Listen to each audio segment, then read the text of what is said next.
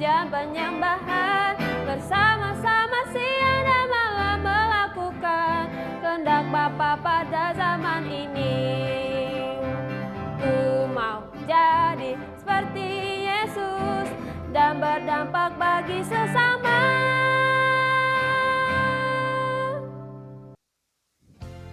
Pentakosta ketiga. Pentakosta ketiga adalah pencurahan Roh Kudus yang dahsyat di zaman now melebihi yang terjadi di Azusa Street. Pentakosta ketiga akan mengakibatkan penuaian jiwa yang terbesar dan yang terakhir sebelum Tuhan Yesus datang kembali. Pentakosta ketiga akan membangkitkan generasi Yeremia, yaitu anak-anak muda yang dipenuhi Roh Kudus, cinta mati-matian kepada Tuhan Yesus, tidak kompromi terhadap dosa, dan akan bergerak untuk memenangkan jiwa. Pentakosta ketiga lahir di Indonesia dan bergerak ke bangsa-bangsa. Gerakan ini dari timur ke barat dan akan kembali ke Yerusalem.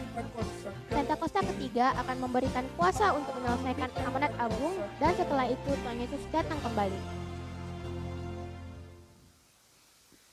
Mari kita bersatu dalam doa.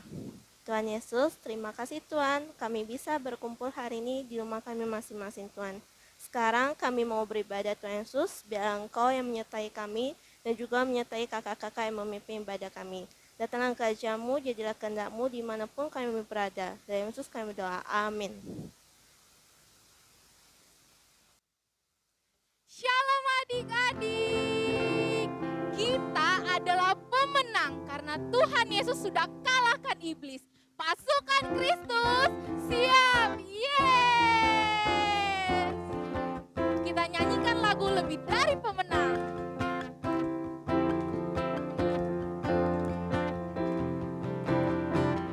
Lebih dari pemenang dalam segala perkara. Iblis telah dikalahkan oleh kuasa darahnya.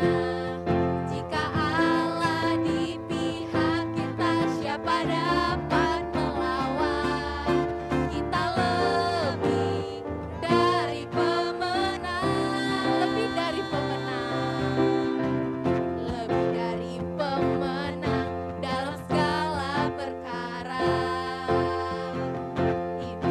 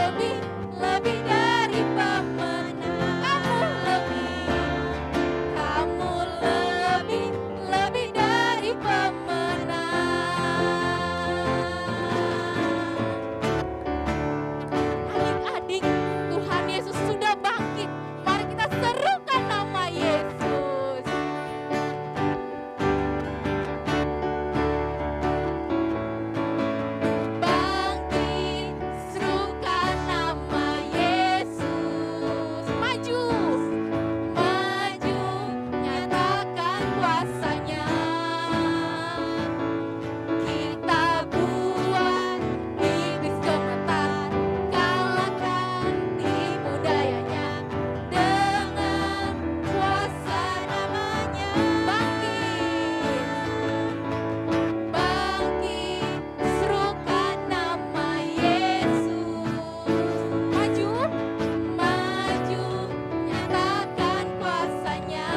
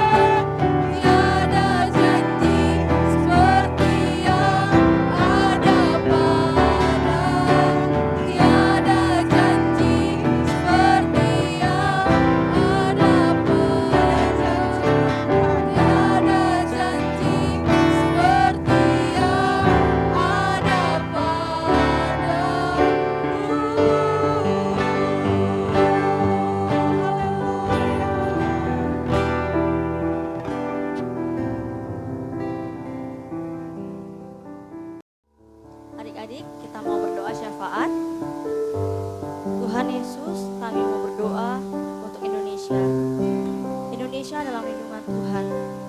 Tuhan, kami berdoa untuk memimpin kami Tuhan, Bapak Presiden Joko Widodo dan Bapak Ma'ruf Amin Tuhan selaku wakilnya Tuhan. Engkau memberkati pemimpin kami Tuhan, Engkau melindungi pemimpin kami Tuhan, berkati kesehatannya Tuhan, berikanlah mereka senantiasa kebijakan yang daripada-Mu Tuhan. Tuhan, kami berdoa Tuhan untuk perekonomian negara kami Tuhan. Engkau pulihkan Tuhan perekonomian negara kami Tuhan, Engkau pulihkan Tuhan. Tuhan, kami berdoa Tuhan untuk kota kami Pekanbaru Tuhan. Engkau berkati pemimpin kami Tuhan, Engkau berkati gubernur kami dan wakilnya Tuhan, wali kota dan wakilnya Tuhan, Engkau berkati Tuhan. Penyertaan-Mu melimpah atas mereka Tuhan, kebijaksanaan daripada-Mu Tuhan melimpah atas mereka Tuhan. Tuhan, di mana hari-hari ini Tuhan COVID-19 Tuhan semakin meningkat di kota kami Tuhan. Kami percaya Tuhan dalam nama Tuhan Yesus, kota kami bahkan bangsa kami Tuhan akan kembali menjadi zona hijau Tuhan. COVID-19 Tuhan akan hilang Tuhan dari negara kami Tuhan. Tuhan, kami berdoa Tuhan untuk keamanan kota dan bangsa kami Tuhan. Di mana memasuki masa liburan ini Tuhan, Engkau berkati keamanan negara kami Tuhan. Engkau berkati keamanan kota kami Tuhan. Para penggiat-penggiat pada keamanan Tuhan, Kau berkati, Kau lindungi Tuhan. Tuhan, kami berdoa Tuhan untuk memimpin rohani kami Tuhan, Opa Niko dan keempat wakilnya Tuhan, Opa Gede dan wakilnya Tuhan, Kau berkati Tuhan. Kiranya kebijaksanaan daripada-Mu Tuhan melimpah atas pemimpin rohani kami Tuhan. Kau berkati kesehatannya Tuhan, Kau berkati keluarganya Tuhan, Kau berkati anak-anaknya Tuhan. Penyertaan-Mu melimpah Tuhan atas pemimpin kami Tuhan. Tuhan, kiranya Pentakosta ketiga Tuhan akan ada di Indonesia Tuhan, di kota kami Tuhan. Tuhan, kami berdoa Tuhan untuk mama papa kami Tuhan. Engkau berkati mama papa kami Tuhan. Berikanlah mereka senantiasa kesehatan yang padamu Tuhan. Berkati setiap usaha dan pekerjaan mama papa kami Tuhan. Setiap apa yang dikerjakan oleh mama papa kami Tuhan dapat berhasil Tuhan. Tuhan, kami berdoa untuk setiap anak-anak Tuhan. Berkati pendidikannya Tuhan. Berkati kesehatannya Tuhan. Untuk setiap anak-anak yang mau memasuki untuk naik kelas Tuhan, Kau berkati Tuhan. Kau berkati setiap cita-cita dari anak-anak Tuhan. Tuhan, kami menyerahkan Tuhan kehidupan kami semua dalam tangan-Mu Tuhan. Engkau yang berkarya Tuhan dalam hidup kami Tuhan. Dalam nama Tuhan Yesus kami berdoa, haleluya, amin.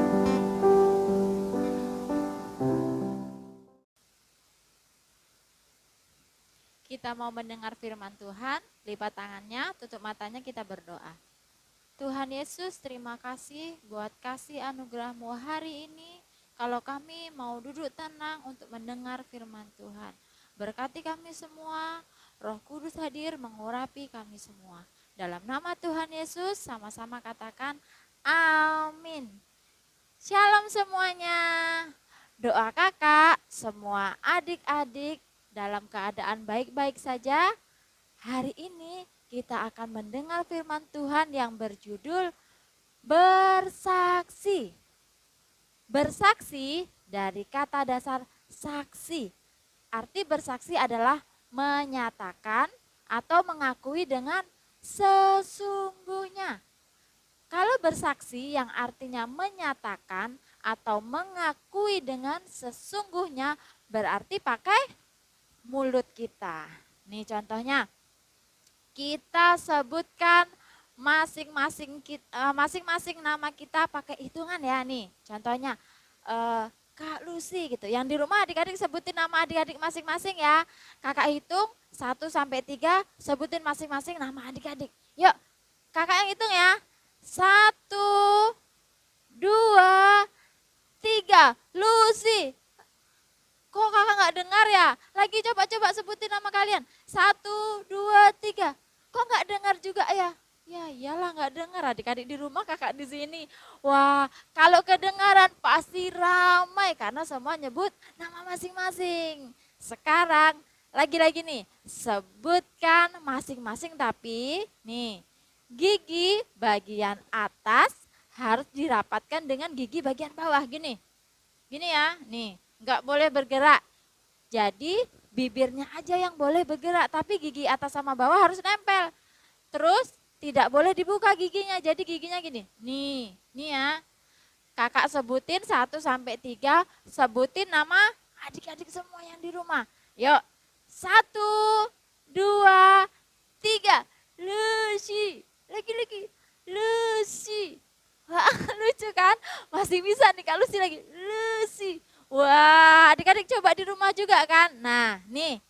Satu lagi. Sekarang gigi harus rapat atas bawah. Kayak tadi kan? Kayak tadi kan gini kan. Tapi tadi bibirnya dibuka.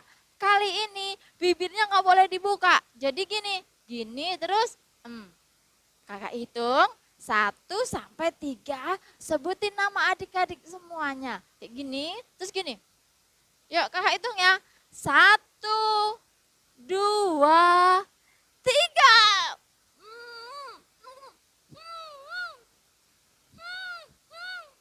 Siapa? Kakak nggak dengar. Coba ulang lagi. Siapa? Wah, nggak enak ya. Kalau kita nggak bisa ngomong kayak tadi, nggak enak.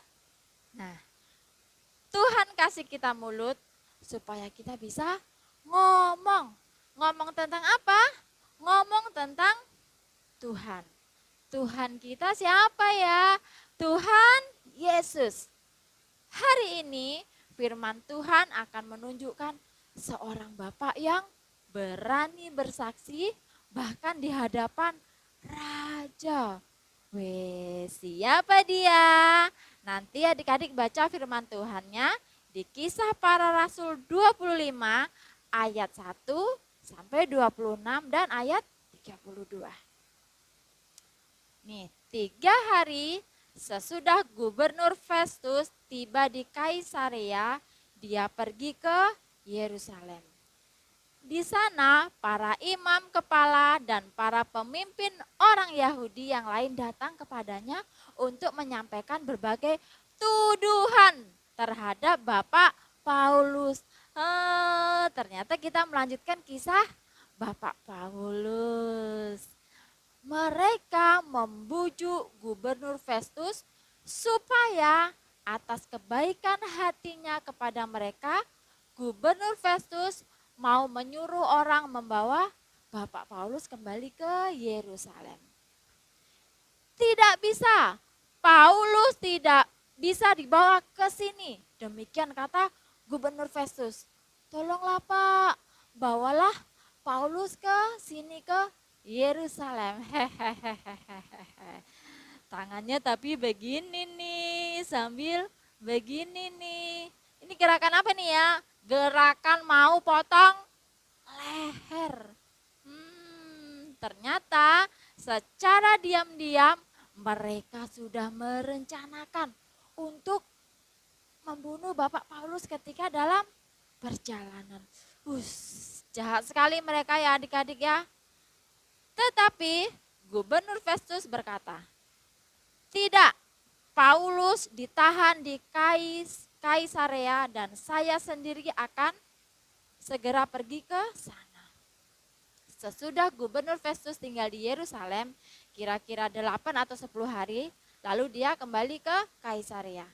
Hari berikutnya, dia mengadakan sidang pengadilan dan memerintahkan orang-orang untuk membawa Bapak Paulus menghadap dia. Waktu Bapak Paulus masuk ke ruangan itu, orang-orang Yahudi yang datang dari Yerusalem berdiri mengelilingi dia. Dan mereka mengajukan banyak tuduhan yang berat terhadap Bapak Paulus. Mereka mulai ngomongin yang jahat-jahat tentang Bapak Paulus. Loh, adik-adik, tapi omongannya gak ada buktinya. Alias mereka semua berbohong. Berbohong itu kan dosa. Ya. Nah, mereka pikir Bapak Paulus pasti diam saja dan ketakutan. Tapi apa yang Bapak Paulus lakukan? Apakah Bapak Paulus diam aja? Sama sekali tidak. Bapak Paulus membela diri dan berkata, Saya tidak melanggar hukum Taurat orang Yahudi. Saya juga tidak melakukan kesalahan terhadap rumah Allah, apalagi melawan Raja Roma. Saya tidak bersalah. Wow, berani sekali Bapak Paulus ini. Ia tetap berani memberitakan firman Tuhan sekalipun diancam untuk dibunuh. Keren. Bapak Paulus seorang yang berani bersaksi. Luar biasa. Tetapi karena Gubernur Festus mau mengambil hati orang Yahudi, dia bertanya kepada Bapak Paulus, apakah kamu mau pergi ke Yerusalem untuk diadili di sana di hadapan saya tentang semua tuduhan ini? Lalu Bapak Paulus menjawab, aku sekarang berdiri di hadapan pengadilan Kaisar. Aku patut diadili di sini. Aku tidak bersalah terhadap orang Yahudi dan engkau mengetahui itu. Kalau aku terbukti melakukan kesalahan yang membuat aku pantas dihukum mati, aku rela mati. Tetapi kalau tuduhan-tuduhan mereka tidak benar, tidak seorang pun boleh menyerahkan aku kepada mereka. Aku naik banding kepada Kaisar atau aku minta diadili di pengadilan Kaisar. Hah? Kaisar? Kaisar itu kan seperti raja. Bapak Paulus mau ketemu Kaisar dan bersaksi tentang Tuhan Yesus di depan Kaisar. Wow, luar biasa. Saking hebatnya bukan luar biasa ya, tapi luar biasa. Sungguh seorang yang berani bersaksi tentang Tuhan Yesus di mana-mana. Setelah Gubernur Festus berunding dengan anggota-anggota pengadilan, ia menjawab, baiklah, sesuai dengan permohonanmu supaya diadili oleh Kaisar, kamu akan pergi ke Roma untuk menghadap Kaisar. Beberapa hari kemudian, Raja Herodes Agripa II. Raja Herodes Agripa II adalah anak Raja Herodes Agripa I yang karena kesombongannya mati dimakan cacing karena tidak menghormati Tuhan. Ingatkan firman Tuhannya. Nah, dan adik perempuannya yang bernama Bernike tiba di Kaisar untuk mengunjungi Gubernur Festus. Sesudah mereka tinggal di sana beberapa hari, Gubernur Festus menjelaskan tentang persoalan Bapak Paulus kepada raja. Setelah Gubernur Festus berbicara tentang Bapak Paulus, Raja Herodes Agripa II ini menjawab, aku ingin mendengar orang itu berbicara. Jawab Festus, besok Tuan dapat mendengar dia. Besoknya, Raja Herodes Agripa II dan Bernike datang dengan upacara kebesaran. Mereka memasuki ruang sidang bersama-sama dengan kepala-kepala pasukan dan orang-orang terkemuka atau orang-orang penting di kota itu. Atas perintah Gubernur Festus, Bapak Paulus dibawa masuk. Gubernur Festus menyampaikan tentang Bapak Paulus di hadapan orang banyak. Setelah menjelaskan ini dan itu tentang Bapak Paulus, Raja Herodes Agripa II berkata kepada Bapak Paulus, engkau diberi kesempatan untuk membela diri. Kemudian Bapak Paulus mulai menyampaikan pembelaannya. Bapak Paulus mengatakan kepada Raja Herodes Agripa II, Raja Agripa, biasa namanya disebutkan aku. Maksudnya Bapak Paulus, mereka beruntung bahwa aku berdiri di hadapanmu hari ini. Ya, kenapa disebut beruntung? Karena inilah kesempatan Bapak Paulus bersaksi kepada orang banyak. Bahkan dikatakan orang-orang terkemuka atau orang penting dan raja. Kemudian Bapak Paulus bersaksi sejak dia muda. Hidup sebagai orang Farisi, bagaimana dia menjebloskan umat Allah ke dalam penjara dan mendapat kuasa dari imam-imam kepala. Bapak Paulus menceritakan perjumpaan dengan Tuhan Yesus di jalan menuju Damsyik. Dan Tuhan Yesus menyampaikan, Bapak Paulus telah dipilih Allah untuk menjadi hamba Tuhan dan akan memberitakan kepada orang banyak tentang Tuhan Yesus. Bagaimana Bapak Paulus taat kepada penglihatan itu. Bapak Paulus yang mula-mula memberitakan kepada orang-orang Yahudi dan juga kepada bangsa-bangsa lain bahwa mereka harus bertobat dan berbalik kepada Allah. Karena itulah orang-orang Yahudi menangkap aku di bait Allah. Mereka mencoba membunuh aku. Tetapi sampai hari ini Allah selalu melindungi aku. Sehingga aku bisa berdiri di sini dan bersaksi kepada kalian semua. Baik kepada orang-orang yang berkedudukan rendah maupun yang berkedudukan tinggi. Yang kukatakan sama seperti yang sudah diberitahukan nabi-nabi dan Musa. Yaitu bahwa Kristus akan menderita dan dia yang pertama-tama bangkit dari kematian. Nabi-nabi dan Musa telah mengatakan bahwa Kristus akan mengumumkan terang kepada bangsa Yahudi dan kepada bangsa-bangsa lain. Sementara Bapak Paulus sedang membela dirinya, Gubernur Festus berkata dengan suara keras, Paulus, engkau sudah gila. Ilmumu yang banyak itu membuat engkau gila. Tetapi Bapak Paulus menjawab, aku tidak gila. Festus yang mulia, yang kukatakan itu benar dan masuk akal. Raja mengetahui tentang hal itu dan aku dapat berbicara bebas kepadanya. Aku yakin bahwa semua itu tidak luput dari perhatiannya. Karena hal-hal itu terjadi secara diam-diam. Tetapi di depan umum, ya Raja Agripa, apakah engkau percaya yang telah ditulis oleh nabi-nabi? Aku tahu bahwa engkau percaya. Jawab Raja Agripa, hampir-hampir saja kau yakinkan aku menjadi orang Kristen. Kata Bapak Paulus, aku mau berdoa kepada Allah supaya segera atau lama-kelamaan bukan hanya engkau saja, tetapi semua orang lain yang hadir di sini dan yang mendengarkan perkataanku menjadi sama seperti aku, kecuali belenggu atau rantai ini. Sesudah Bapak Paulus berkata begitu, Raja Agripa berdiri dan mulai berjalan keluar.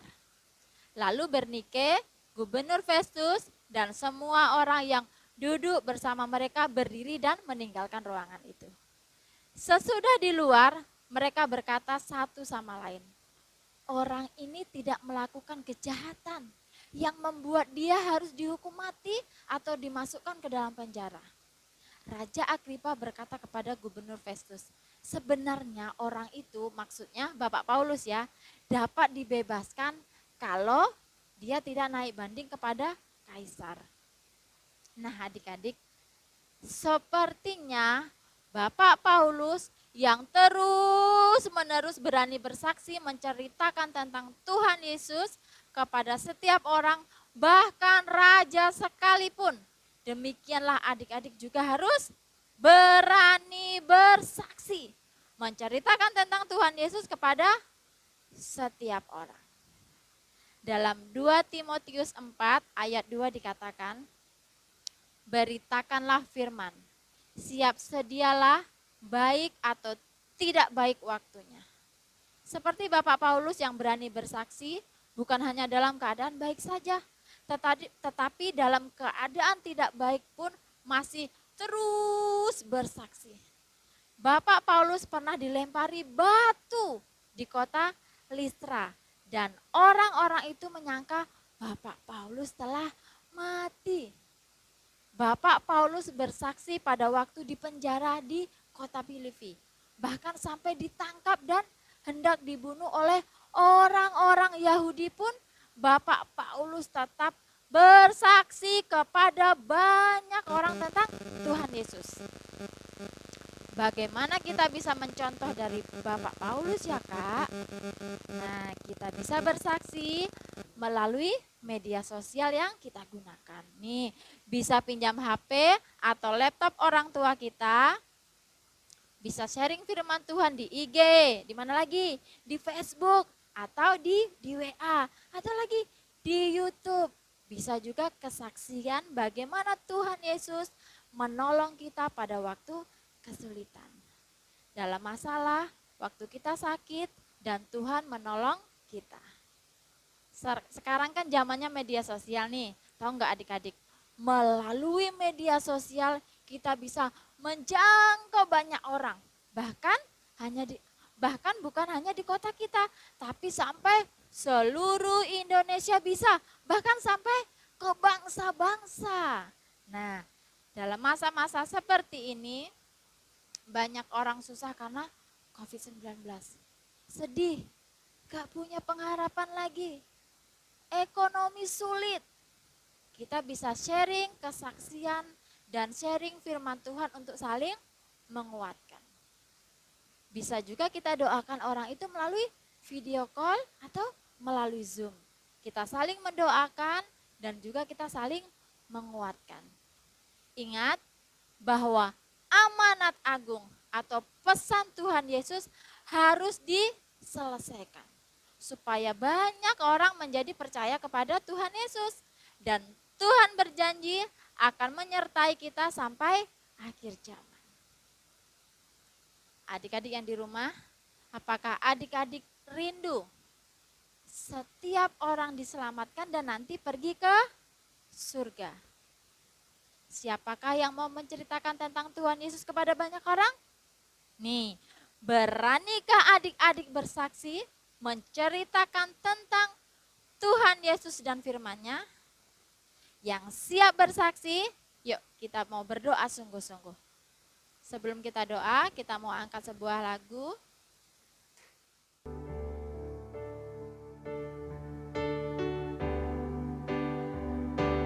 Yesus kau kebenaran yang menyelamatkanku. Kau memberikanku hidup dan pengharapan.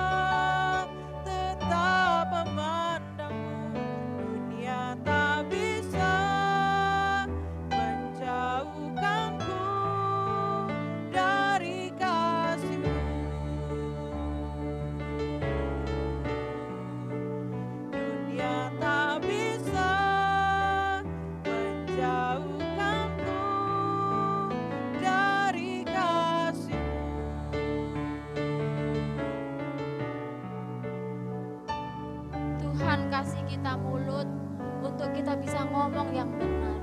Tuhan kasih kita mulut untuk kita bisa berbicara, untuk kita bisa bersaksi tentang Tuhan Yesus. Kita bersyukur sedari kecil adik-adik sudah mengenal siapa Tuhan.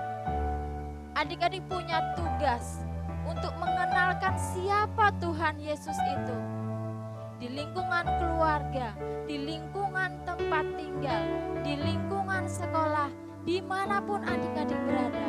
Atau kalau hari-hari ini adik-adik tidak bisa keluar, ingat adik-adik bisa melalui sosial media. Adik-adik bisa tulis kata-kata yang memotivasi orang banyak. Jangan membuat status-status yang tidak benar, yang membuat kacau pikiran orang. Tetapi buat tulisan-tulisan yang menyemangati semua orang. Jadi berkat melalui tulisan. Adik-adik, jangan berkata aku kecil, aku tidak bisa. Karena nanti di saat Tuhan bilang, hari ini kamu saya panggil. Hari ini aku panggil kamu untuk kembali kepadaku. Ingat adik-adik, kita tidak tahu seberapa banyak waktu yang sudah Tuhan kasih. Pergunakan waktu yang sudah Tuhan kasih untuk kita bisa menjadi saksinya Tuhan. Untuk kita bisa ngomong yang benar. Perkataan kita bisa membangun banyak orang. Perkenalkan Tuhan kepada banyak orang. Jangan takut, jangan malu. Paulus berani berbicara di depan raja. Paulus bukan orang-orang penting. Adik-adik juga begitu. Adik-adik bisa lakukan itu. Kalau hari-hari ini ada beberapa adik-adik yang mungkin kondisinya terbaring di rumah sakit atau sedang sakit. Kondisi tidak enak. Tuhan, aku lagi sakit, aku gak bisa bersaksi. Aku sekarang di rumah sakit tidak bisa apa-apa. Jangan bilang begitu. Di rumah sakit ada banyak orang yang datang. Ada banyak dokter yang datang. Bersaksi, ngomong tentang Tuhan Yesus. Jangan takut. Buka mulut adik-adik untuk terus berkata yang benar. Untuk terus perkenalkan siapa Tuhan kita. Tuhan kita Tuhan yang hebat. Hari-hari ini semakin jahat.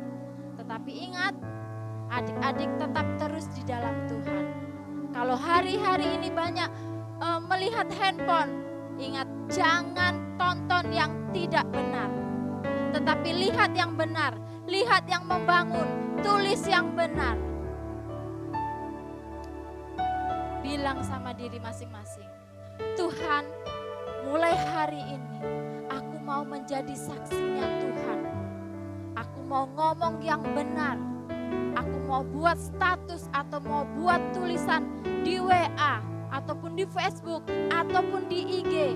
Tulisan yang membangun orang lain. Tulisan yang memperkenalkan Tuhan Yesus. Sehingga nanti di saat Tuhan panggil aku sudah siap untuk masuk surga. Terima kasih Tuhan untuk kebenaran firman. Untuk contoh melalui Bapak Paulus, terima kasih Tuhan. Aku tidak akan takut dan aku akan keluar sebagai pemberani. Terima kasih Bapak yang baik. Ini doa kami dalam nama Tuhan Yesus. Sama-sama katakan amin. Nah, adik-adik yang di rumah 3 kali sama-sama katakan nih sama Kak Lucy. Aku mau jadi saksinya Tuhan. Yuk 3 kali. 1, 2, 3. Aku mau jadi saksinya Tuhan. Lagi. Aku mau jadi saksinya Tuhan. Sekali lagi. Aku mau jadi saksinya Tuhan. Yeay. Terima kasih. Tuhan Yesus memberkati.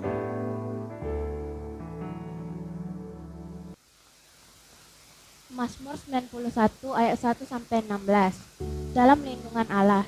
Orang yang duduk dalam lindungan yang Maha Tinggi dan bermalam dalam naungan yang Maha Kuasa akan berkata kepada Tuhan, tempat perlindunganku dan tubuh pertahananku, Allahku yang kupercayai. Sungguh, Dialah yang akan melepaskan engkau dari jerat penangkap burung, dari penyakit sampar yang busuk. Dengan tepatnya ia akan melindungi engkau, di bawah sayapnya engkau akan berlindung, kesetiaannya ialah perisai dan pagar tembok. Engkau tak usah takut terhadap kedahsyatan malam, terhadap panah yang terbang di waktu siang, terhadap penyakit sampar yang berjalan di dalam gelap, terhadap penyakit menular yang mengamuk di waktu petang. Walau 1.000 orang rebah di sisimu dan 10.000 di sebelah kananmu, tetapi itu tidak akan menimpamu. Engkau hanya menontonnya dengan matamu sendiri dan melihat pembalasan terhadap orang-orang fasik. Sebab Tuhan ialah tempat perlindunganmu, yang maha tinggi telah kau buat tempat perteduhanmu. Malapetaka tidak akan menimpa kamu, dan ular tidak akan mendekat kepada kemahmu. Sebab malaikat-malaikatnya akan diperintahkannya kepadamu untuk menjaga engkau di segala jalanmu. Mereka akan menatang engkau di atas tangannya, supaya kakimu jangan teratup kepada batu. Singa dan ular tedung akan kau langkahi, engkau akan menginjak anak singa dan ular naga. Sungguh hatinya melekat padaku, maka aku akan meluputkannya, aku akan membentenginya, sebab ia mengenal namaku. Bila ia berseru kepadaku, aku akan menjawab. Aku akan menyertai dia dalam kesesakan, aku akan meluputkannya dan memuliakannya. Dengan panjang umur akan kukenyangkan dia, dan akan kuperlihatkan kepadanya keselamatan daripadaku.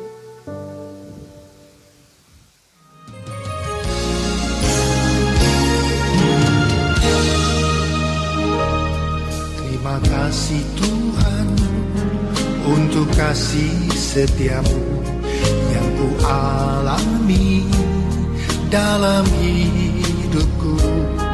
Terima kasih Yesus untuk kebaikanmu sepanjang hidupku. Terima kasih Yesusku buat anugerah yang kau beri. Sebab hari ini Tuhan adakan syukur bagimu. Terima kasih Yesusku buat anugerah yang kau beri. Sebab hari ini Tuhan adakan syukur bagimu. Sebab hari ini Tuhan adakan syukur bagimu. Shalom anak-anak yang Opa kasihi di dalam nama Tuhan Yesus. Mari angkat tanganmu di hadapan Tuhan dan terimalah berkat dari Dia. Kiranya kasih karunia dan anugerah dari Allah Bapa di dalam putranya yang tunggal, Yesus Kristus, dan persekutuan yang manis dari Roh Kudus memberkati setiap anak-anak sampai selama-lamanya. Amin.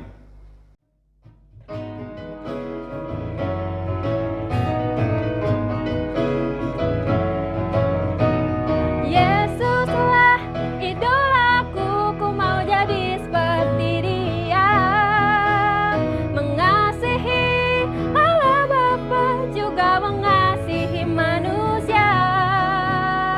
Jujur dan rendah hati, senang bekerja sama.